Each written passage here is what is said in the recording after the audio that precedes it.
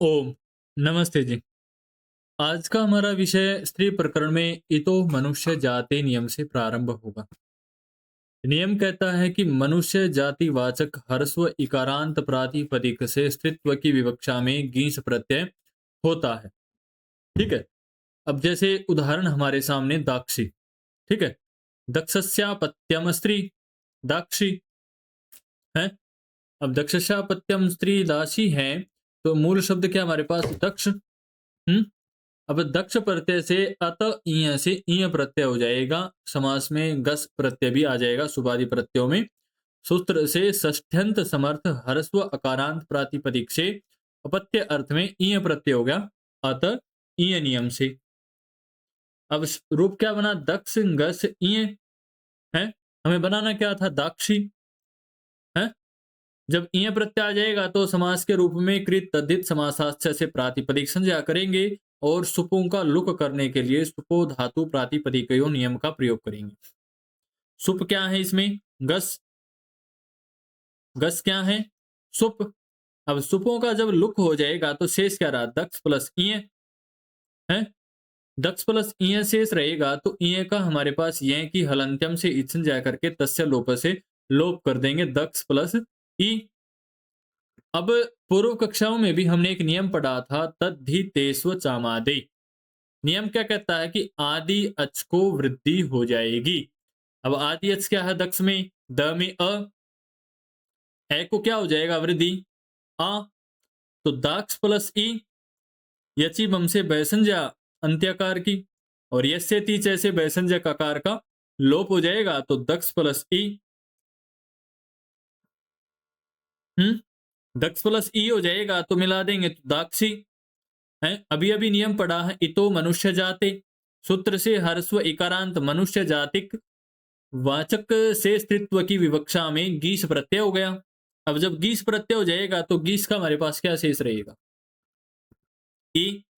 ई के लिए किन किन नियमों का प्रयोग होगा इस संज्ञा में लसक्व तदेशे से गकार की हलंत्यम से सकार की तस्य लोप से लोप कर देंगे। अब जब इतना कार्य हो जाएगा दाक्षी प्लस ई शेष रह जाएगा। तो जिस प्रकार पूर्व में हमने यची भम से भैसन जा करके यस्यति से लोप किया था ठीक वैसे ही यहाँ पर भी भैसन जा करके लोप हो जाएगा। और जब भैसन जा करके लोप हो जाएगा तो रूप क्या बनेगा दाक्ष प्लस ई और इनको मिला देंगे दाक्षी स्वाद उत्पत्ति विभक्ति कार्य रूप हमारा सिद्ध हो गया। ठीक इसी प्रकार जब आगे बढ़ते हैं तो एक नियम आता है उंगूत है। क्या नियम आता है उंगूत है। नियम क्या कहता है कि यकार उपदा में नहीं है जिनके ऐसे हर्स्व उकारांत मनुष्य जातिवाचक प्रातिपदिकों से स्त्रीत्व की विवक्षा में ऊंग प्रत्यय होता है। कौन सा प्रत्यय ऊंग प्रत्यय है। अब मूल शब्द क्या हमारे शब्द क्या है उदाहरण के तौर पे कुरहु है। मूल शब्द क्या है कुरु हर्स्व उकारांत है। कुरु जाति की स्त्री उंगतः नियम से कौन सा प्रत्यय आ गया यहाँ पे ऊंग प्रत्यय आ गया। अब ऊंग का हमारे पास शेष क्या रहेगा ऊ। गकार की हम अलंत्यम से इच्छा करके तस्य लोप से लोप कर देंगे। अब रू में ऊ है हर्स्व उकार है उसके बाद दीर्घ उकार है तो सवर्ण दीर्घ प्राप्त है दोनों सवर्णी है। तो ऊ प्लस ऊ तो दीर्घ ऊ हो गया है। अकर सवर्ण दीर्घ ऐसे तो कुरु और मिला देंगे स्वाद उत्पत्ति विभक्ति कार्य कर देंगे सुपादि कार्य कर देंगे तो कुरु रूप हमारा रूप सिद्ध हो जाएगा। कोई कठिन तो नहीं है बहुत ही महत्वपूर्ण है कुरु शब्द।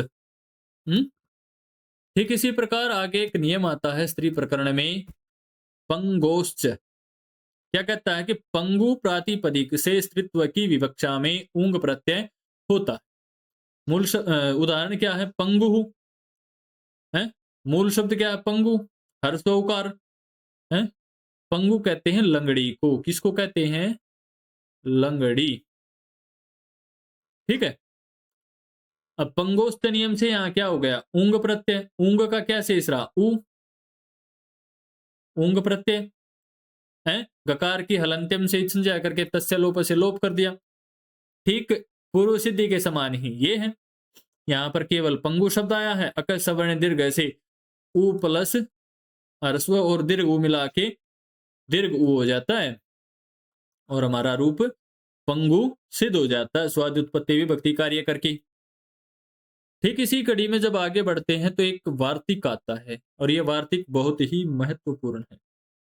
ठीक है, वार्तिक क्या है? स्वसुर शो काराकार लोपश्च। क्या कहता है वार्तिक? स्वसुर प्रातिपदिक से स्त्रीत्व की विवक्षा में ऊंग प्रत्यय उकार तथा रेफ से उत्तरवर्ती अकार का लोप होता है। अब शब्द क्या है? उदाहरण के तौर पे स्वसुर है, स्वश्रु। क्या शब्द है हमारे पास? स्वश्रु। अब स्वश्रु को जब हम सिद्ध करते हैं, क्या है? हैं?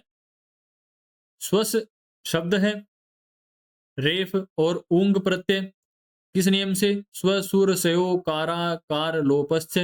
वार्तिक से क्या है? ऊंग प्रत्यय उकार को उकार का तथा रेप से उत्तरवर्ती अकार का लोप हो जाता है।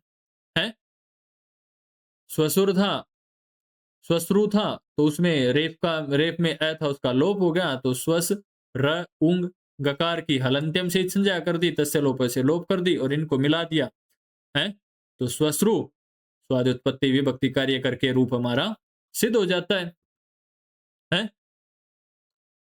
आज के लिए इतना ही, अगली कक्षा में हम फिर मिलेंगे।